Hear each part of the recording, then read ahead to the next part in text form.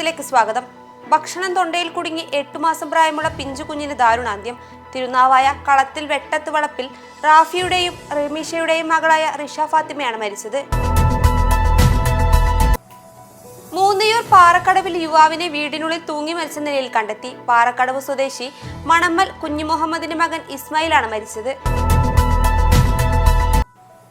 Tirur Koothuparamba railway ട്രാക്കിന് സമീപം യുവാവിനെ train തട്ടി മരിച്ച നിലയിൽ കണ്ടെത്തി.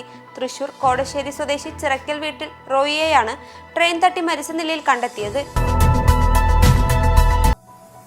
പുലർച്ചെ ലോഡുമായി വന്ന ചരക്ക് ലോറി ഇടിച്ച് വേങ്ങര SS റോഡ് മഹാർ ജംഗ്ഷനിലുള്ള ഇലക്ട്രിക്കൽ പോസ്റ്റ് പൂർണ്ണമായും തകർന്നു, റോഡിൽ വീണു.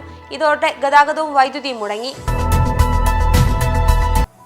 44 ജീവനുകളെടുത്ത് കേരളത്തെ നടുക്കിയ പൂക്കിപ്പറമ്പ് ദുരന്തത്തിന് 23 വയസ്സ്.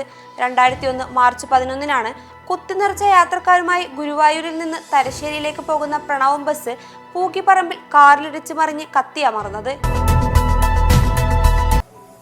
12 വയസ്സുകാരിയെ ബലാത്സംഗം ചെയ്ത കേസിൽ 60-കാരൻ അറസ്റ്റിൽ.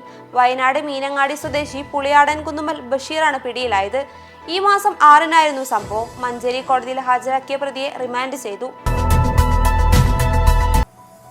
മഞ്ഞപ്പിത്ത രൂക്ഷമായ പോത്തുകല്ലിൽ ജില്ലാ കളക്ടറും ജില്ലാ മെഡിക്കൽ ഓഫീസറും എത്തണമെന്നാവശ്യപ്പെട്ട് 2 ദിവസമായി സമരം നടത്തിയ UDF ജനപ്രതിനിധികളെ പോലീസ് അറസ്റ്റ് ചെയ്തു നീക്കി. പിന്നീട് ഉപാധികളോടെ ഇവരെ ജാമ്യത്തിൽ വിട്ടയച്ചു. പോത്തുകല്ല് കുടുംബാരോഗ്യ കേന്ദ്രത്തിന് മുന്നിലാണ് 2 ദിവസമായി UDF അംഗങ്ങൾ സമരം നടത്തിയിരുന്നത്. കാറിൽ കൊണ്ടുവന്ന 4500 പാക്കറ്റ് നിരോധിത പുകയില ഉൽപ്പന്നങ്ങൾ പെരിന്തൽമണ്ണ പോലീസ് പിടികൂടി.